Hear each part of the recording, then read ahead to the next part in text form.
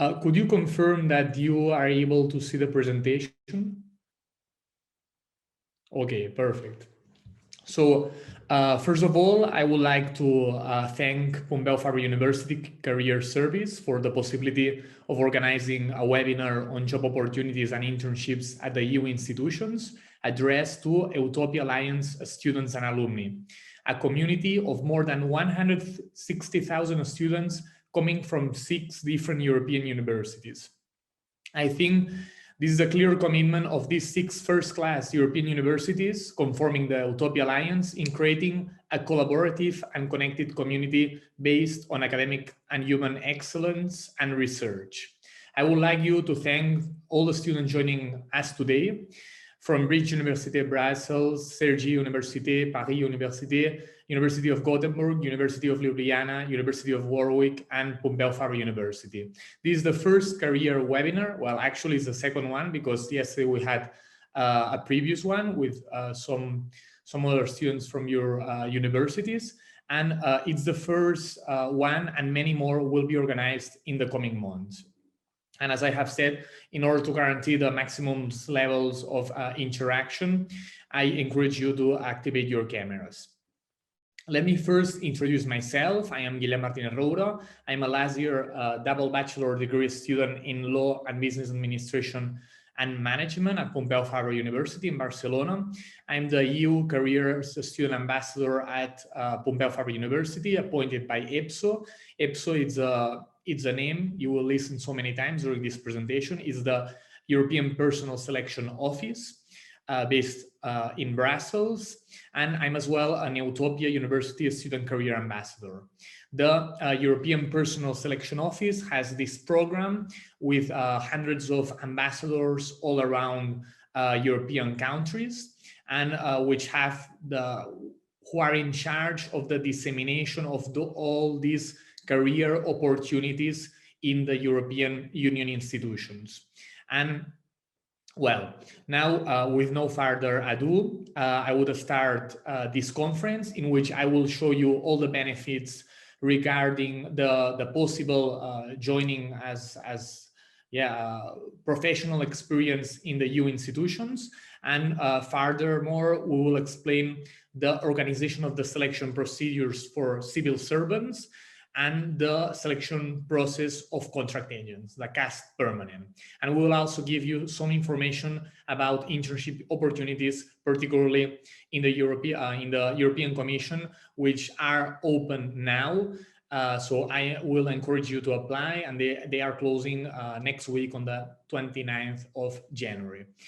And the intention is not to give you exhaustive information about all the specific procedures, but to give you an overall overview about all the information regarding all these procedures and internship opportunities in the EU institution. So let me first start showing you a video, an introductory video.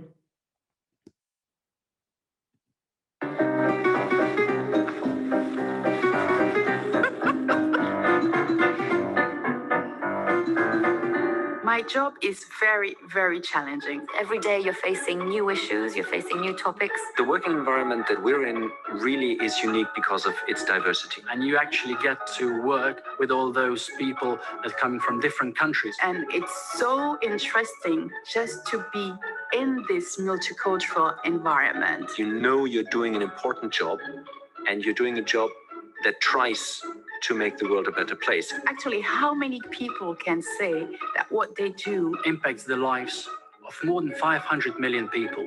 You're really where the decisions are being taken. There's a long list of things. Protecting the environment, helping create jobs, supporting research and innovation, fighting poverty, and promoting equal opportunities. I was both amazed and surprised to see the vast array of different jobs that are actually on offer. I work with lawyers, prosecutors, translators, policy officers, economists, scientists. There's such a great offer in terms of training that you are strongly encouraged to learn and grow throughout your career. I could describe my colleagues as very professional. They are very committed. They are also having a lot of fun. I think that we do make a difference in the lives of not only Europeans, but globally speaking. It's the opportunity of a lifetime.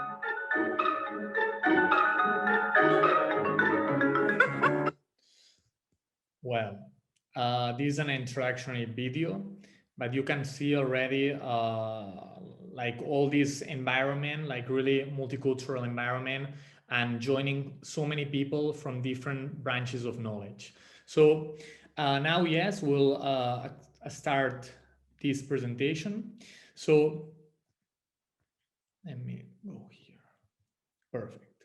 So as I have said, EPSO is the European Personal Selection Office and selects for 10 different institutions and bodies in the European Union: the European Parliament, the Council of the European Union, the European Commission, the European Court of Justice, the Court of Auditors, the European External Action Service, the Economic and Social Committee, the Committee of the Regions, so many other agencies that follow the same procedures I will explain during this conference.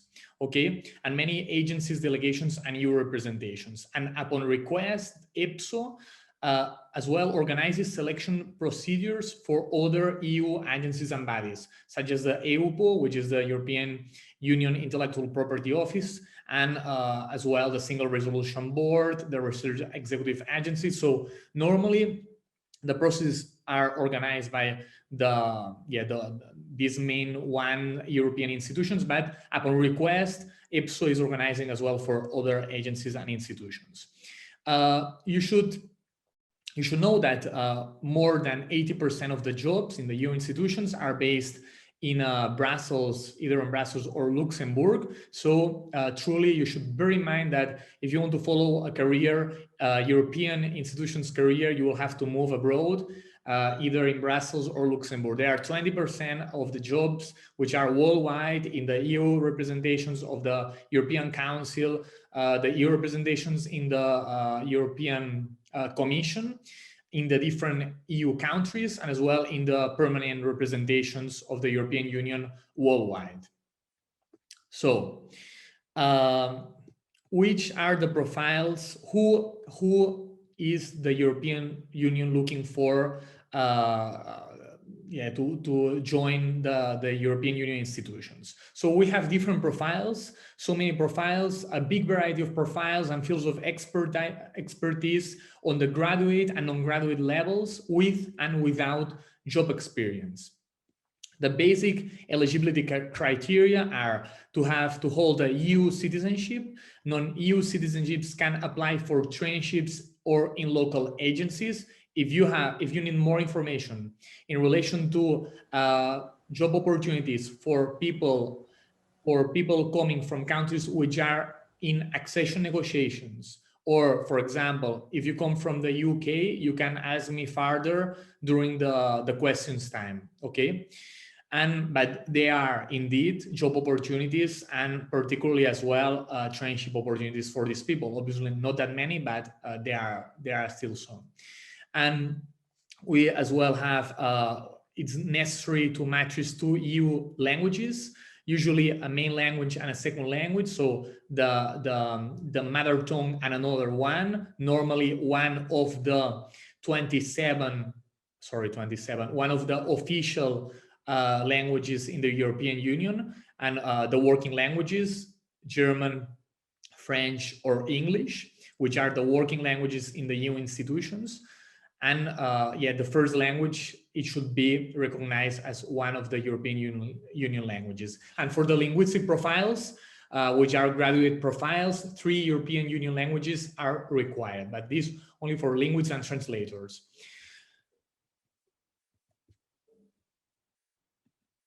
What do we offer? European Union offers you to have a really interesting and challenging work, which makes a really difference in Europe. 70% of the legislation is made by the European Union. There are major topics deal in the European institutions: climate change, cybersecurity, migration, economy, food safety, internal market, and so on and so forth. And we also have a really international environment, possibility to work with people from all over Europe. For example, in EPSO, there are 140 people in the staff from 24 different nationalities. So really, it's really enriching environment. And there is opportunity to work and travel abroad. Maybe not now in these COVID times, but this will come back to normal soon.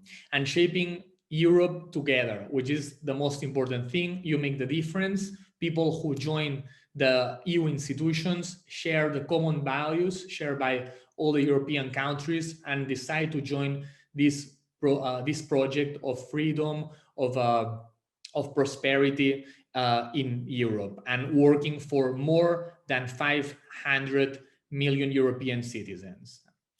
So what does the European Union offer as well? Well, personal development, training courses, job mobility, well-being initiative, work-life balance. So the European Union really takes care of its workers, proposing so many different courses, IT skills, public speaking, leading a team. So all of this, the European Union trains all the people who are employed in the EU institutions.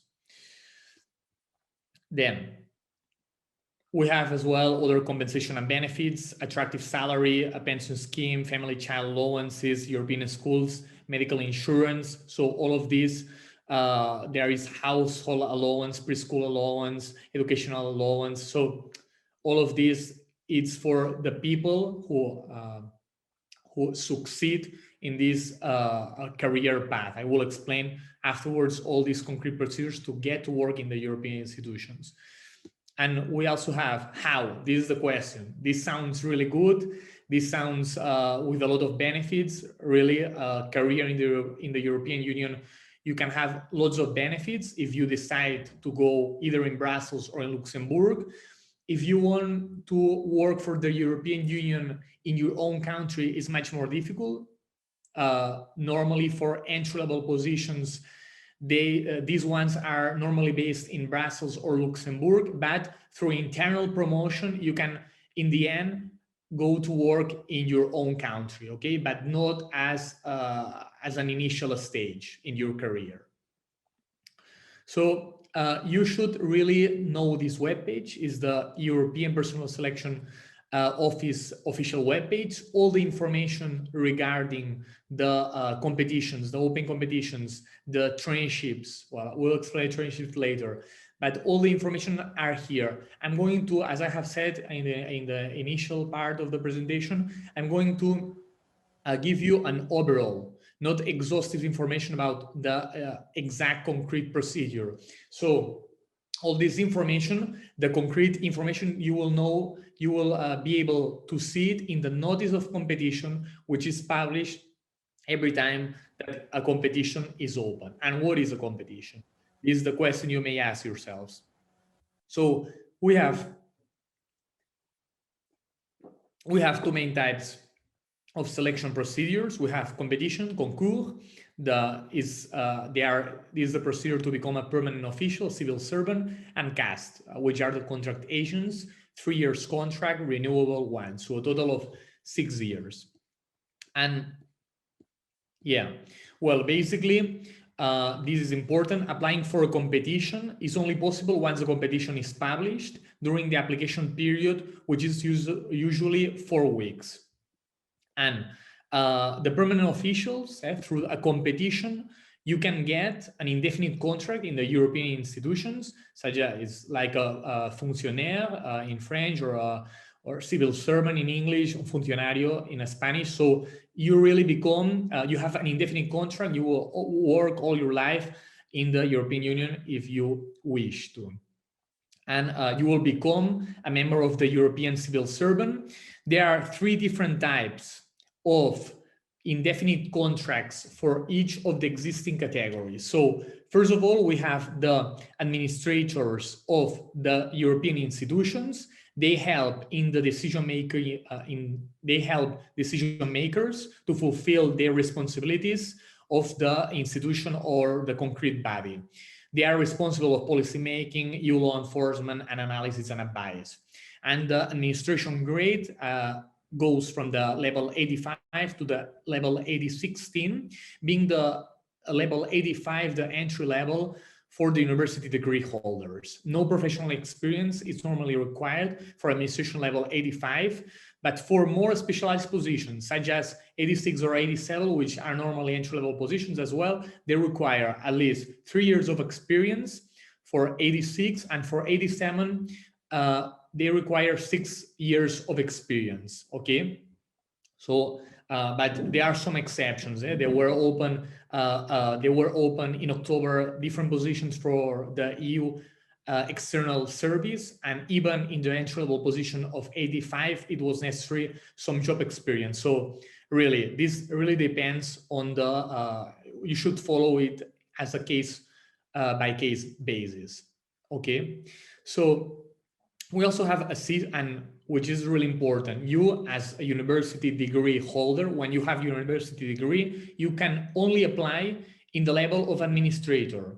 You are not able to apply in the level of assistant or the level of secretary. So you should bear in mind that once you fulfill the requirement of a university degree, university diploma, then you are not able to apply for other positions which do not require this higher certificate. So for example, to become an assistant, you need to hold a secondary education degree. So in this case, obviously for an assistant, for a person who qualifies to become an assistant, he's not able to qualify for being an administrator, obviously, but even if you would qualify to be an administrator or to be an assistant, no, assistant is already only for these people who wouldn't qualify to be an administrator, okay? So it's two different things. And assistants are in charge for execution or technical tasks in matters of administration, finance, communication, research, or policy development and implementation. Okay, and there are different levels as well. Well, if you want more information about assistants, and which is not in the slide, secretaries, it's another different position. So these ones you must have studied a secondary education for at least 1 year. So we have assistants, secretaries, and administrators. Administrators, this last one is for university degree holders. Okay, so which is the procedure to become a civil servant in the European institutions. So the European institutions select candidates for official positions through the general competition procedure. Spontaneous applications won't be considered. And you will find, as I have said, all this information in the notice of competition, which is published in the Epso selection, in the Epso webpage. And this is really important, you must have all the qualifications required at the moment you are doing the application, not afterwards, not at the moment you would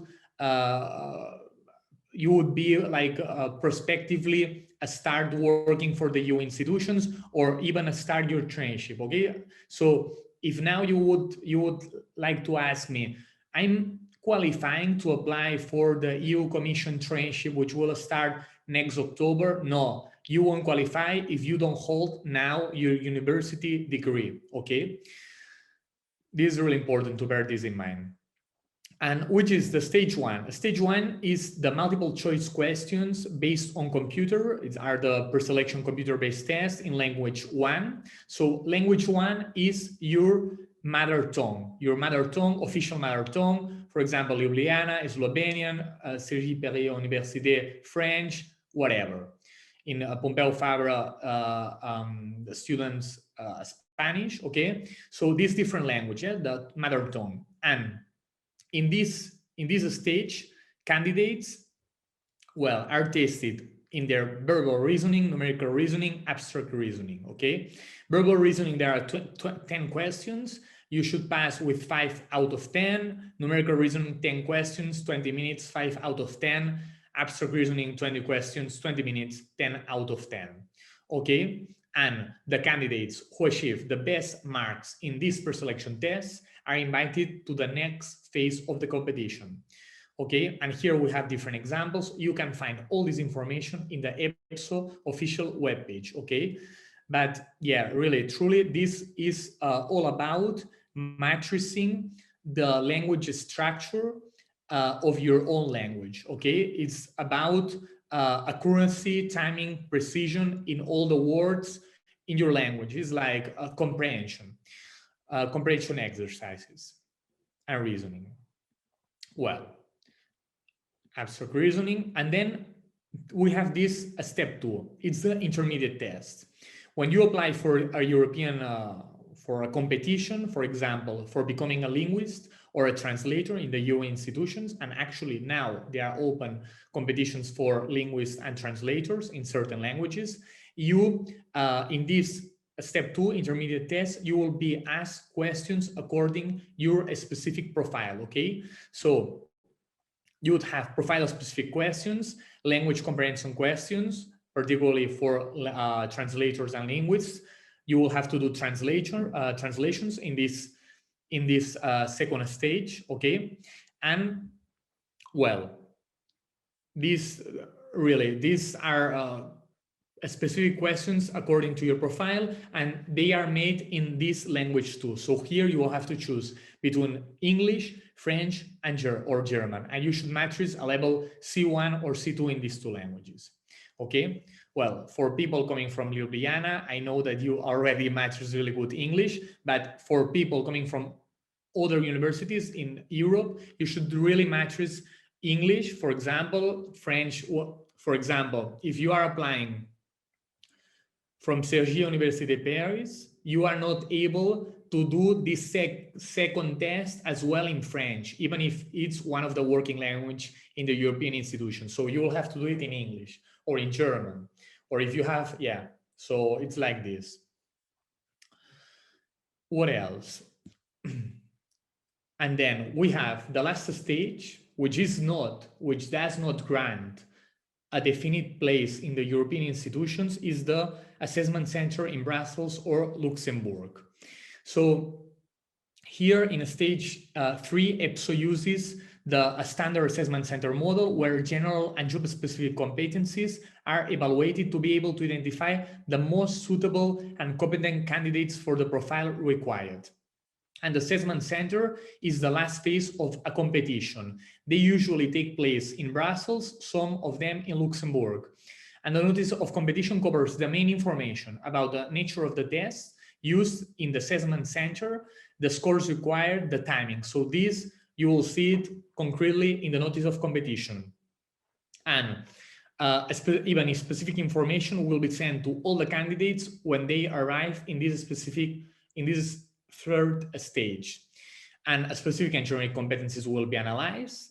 And there are different you have here different possible tests: case study, writing tests in the field, situational competency-based interview, a structured interview. So you have so many different options.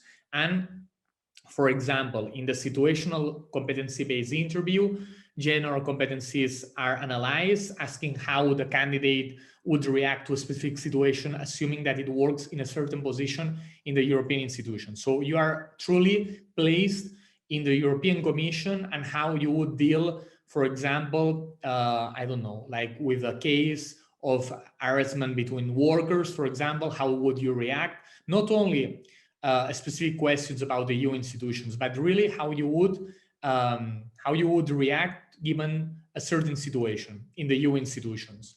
And well, there are different, but this really person to person. It's not using a computer. This phase is and now this last phase is on hold due to the COVID situation. We'll see the notice on COVID afterwards. So you can ask about the information. They can ask you about whatever. And in the motivational interview, they can ask you about why you have applied to this specific position, which is your particular interest in working in the EU, which is your knowledge and commitment to the European values, which are the current European policies in different areas, challenges, and which would you like to be your future career in the EU institution. So all of these are questions that can be asked in this late interview. And well, so all these testing competencies are assessed, and there are examples for each of these competencies in the EPSO selection webpage. And following the competition, well, here there is the notice of COVID. So the computer-based tests are still ongoing. Actually, now they are open ones, but the EPSO has suspended for the moment all the assessment center activities in their centers. And what happens afterwards? Following the competition, the selection board draws up a reserve list containing all the names of the successful candidates. And the list is then available for EU institutions. They are the solely responsible for recruiting new staff from this reserve list. So EU institutions have access to this reserve list, and they choose people according their required profiles from this reserve list. Okay, so fulfilling all these requirements, having done all these, successfully completed all these 3 stages, does not provide you with a definite contract in the EU institution. So you will be in this list, and then you will be contacted with the European Union institutions. You will get a job interview, and then if you have done well, then you will be then a civil servant of the European Union. And what is important as well, this reserve list is normally valid for 1 year, but if in the case you are not selected for any European institution during this year, you can be called afterwards. Okay, there will be an extension of the validity of this list. Okay, so normally once you are in the list, you will be taken from one of the EU institutions. And there can be as well a possibility that you don't like the institution which is inviting you to do the job interview. So in this case, you would be able to just say no and wait for another institution to call you. And what is really important as well is that even if you start, for example, in the European Commission, you can end your career path in the European institutions working for EPSO, for example. I mean, you have job mobility all around the European institutions. So you don't really stick to a concrete general directionate in the EU Commission, but you can move all around the European institutions, okay, according to internal promotion or internal mobility framework. So, and normally a competition lasts between 9 and 11 months. So I really encourage you that if you already meet the requirements, to apply, because this lasts a long time, and you can perfectly combine doing the competition with having a job. I mean, I really recommend this. Don't jump. Well, you can do it. You can just finish your studies and apply for an EPSO selection procedure. But maybe then when you arrive in the phase of the assessment center phase, in this time, obviously the candidates who have more job experience, more work experience, they will make the difference. So more work experience makes a difference. And in the end, you have as well, like in the recruitment stage, in this last recruitment stage, once you are in the list, the concrete recruiting service, for example, from the European Commission, has a password of all the competencies that you have been assessed before and all your results. So they will make a decision as well according to these results. All right. So really, how you do in all the tests will determine which institution selects you in the last moment of the selection procedure. So which are the upcoming different procedures? We have lawyer linguists, translators, proofreaders, chemicals policy. So all of these are the ones open now. The application period is this first quarter of 2021. And the different grades are here. As I have said, the entry-level positions is administration level 5. So here, if you are already holding a university degree, you would be able to apply. For example, lawyer linguists, which are the ones that they have asked to call the students if they are interested into this profile. But yeah, so this is the first main procedure, which will differ so much from the one I'm going to explain now, the CAS permanent, okay? And well, here you have the base salaries for for the different positions, and which is the other staff working in the EU institutions. Well, we will basically focus in contract agents, which are the second main group in the EU institutions, working for the EU institutions. Then we also have temporary agents, interim staff, and freelancers, but these you should truly look not to the general page of Epso, but to a specific posting notices in each of the EU institutions, because sometimes it's true that they are calling, for example, for freelancers, okay, or for interim staff, but yeah, these are really specific contracts. And then there are as well the second national experts, which are people who are already fonctionnaire in his or her own country, and then they apply to work for the European Union as an expert for some time, okay? But you should be functionary of your external service or other services, like as a lawyer, a judge, whatever, okay? But you should be functionary. And well, the contract agents, 3-year contracts, renewable ones. And it's true, the EU institutions and agencies employ staff on fixed-term contracts to provide additional capacity in specialized fields where there are not enough permanent officials with the required skills. Contracts are offered for specific manual or administrative staffs. And here the dynamics are completely different. Here you have different profiles. We have plenty of profiles, manual workers, secretaries, clerks. For example, you have studied economy. So where would you apply? You can apply, it's true, to different profiles. This is true. And you can apply as well inside the same profile in different function groups, depending on the conditions. We'll talk about the function groups just in a second.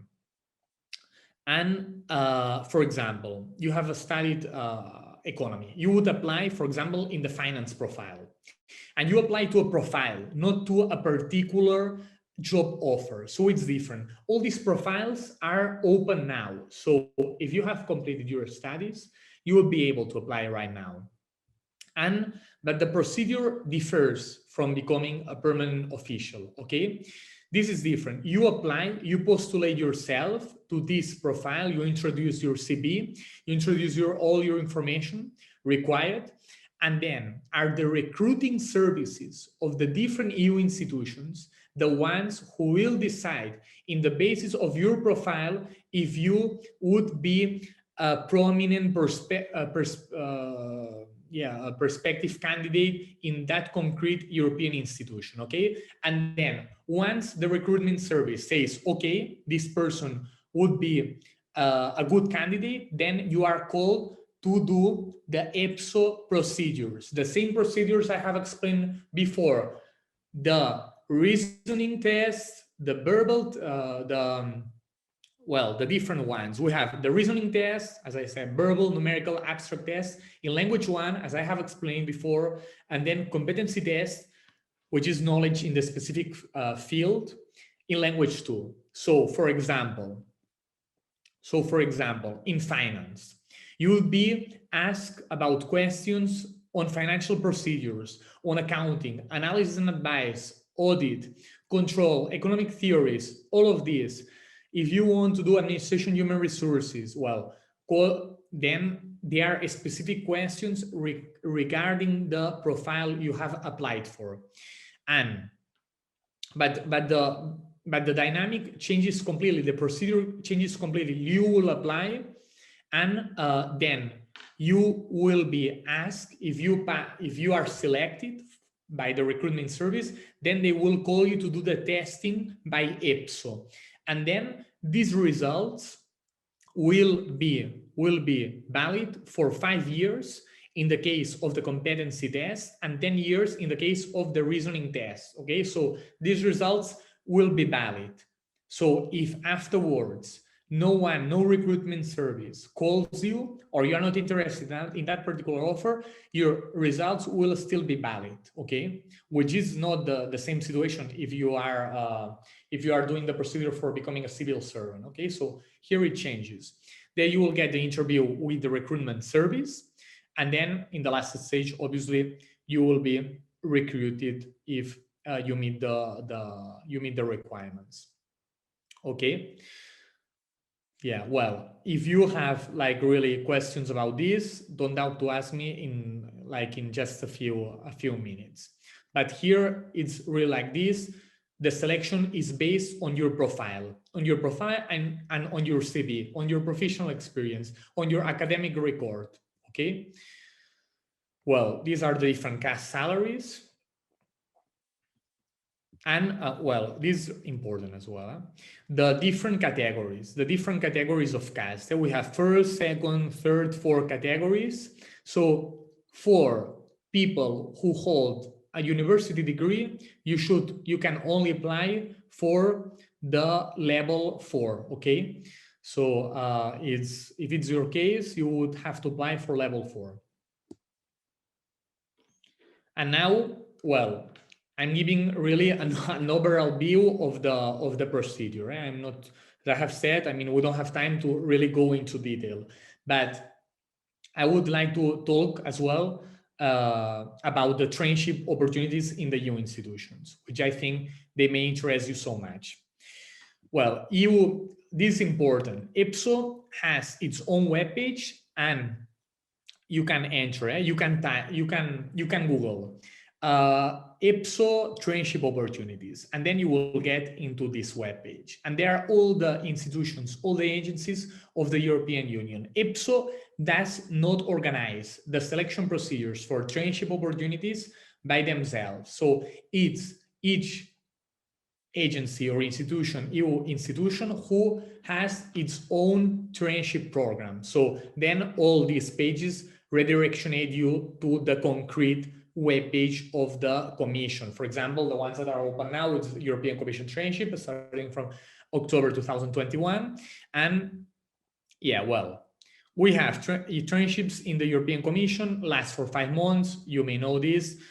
There are 2 sessions, a spring session, autumn session, Brussels, Luxembourg, as well, under representations. There is as well a really interesting tool for applying. You may, well, they say to us to tell you that you may still apply even if this computer tool says you that you are not you are unlikely to get the internship. But there is in the European Commission webpage, traineeship webpage, there is a test you do yourself. Like they ask you, which is your age? Have you fulfilled your master's studies? You have bachelor studies, whatever, where you intend to work, and then they give you like the possibilities of getting that traineeship opportunity or not. So I mean, I think it's good to do it before applying. There are normally 1,800 students per year. They participate in the working processes in the European Commission, and there are a high number of applicants. You should bear this in mind. And you should apply obviously before the deadline. One language, you should matric level C1, C2, one of the working languages in the European Commission. You should hold a bachelor degree in the moment of your application. So now you should hold it. Otherwise, you will have to apply in September, if I'm not mistaken. And yeah, minimum 2 languages. You should matric 2 languages. If you come from a country which is not a European country, you should prove to matric 2 European languages still, not your language, because it's not a European Union language. Even okay, no age limit, and no prior employment of more than 6 weeks in the European Union. It may be you, so then you should apply. And well, this is all the procedure. There are lots of applicants. Normally 5% get inside the traineeship opportunities. Here there is a short poll. I will send you the link to do it. And well, here before the questions part, which I think is really important, because this is just like an introduction.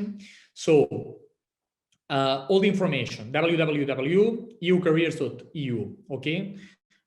This is the official webpage. Me, in my personal account in Twitter and in EU Careers UPF and EU Careers UNICAT Facebook page and Instagram page, we normally update all the information about competitions, about webinars that are being held, etc. Okay. So I think you can, well, you can follow the official ones, whatever, to get all the information. Okay. And what I think is really important is to explain you that if you don't know to get a future in the, if you are hesitating in getting a future in EU relations, in to become a lawyer, to become a linguist in the European Union, whatever, then I think it would be really good for you to join a fair which is specifically intended to those students who want to follow a path in law, business administration, economy, public policy, diplomacy, etc., but from a European perspective to join this fair. Okay, I'm ambassador about this fair, so you may ask any questions you have. It's a EU Studies and Political Fair by Politico Europe. It's going to be held the 4th and 5th of February from 10 to 5. There are so many academic partners participating in this fair, more than 50, really prestigious partners, like you will see if you navigate through its webpage. And then there are as well Epso, who is participating in it, the European Agency for the Food and Security Agency, and other companies, etc. So I strongly recommend. It's completely free, but you should register. Okay. So I truly, like, if you have doubts, to participate in this fair.